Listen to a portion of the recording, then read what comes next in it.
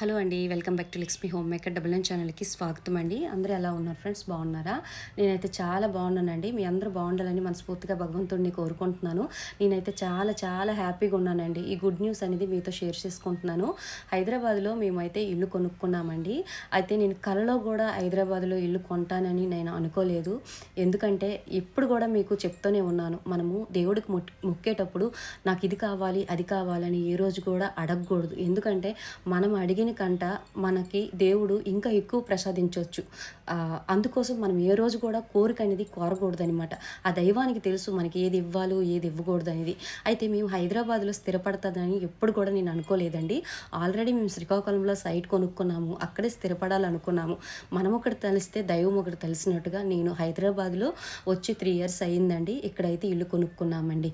అయితే ఇల్లు ఎవరు కొన్నారు, నేను ఎంత రేట్లో కొన్నాను, గృహప్రవేశం సమయానికి ఏ వస్తువులు మనం తీసుకువెళ్ళాలి, పుట్టింటి నుండి ఏ వస్తువులు రావాలి అనేది పెద్ద వీడియో.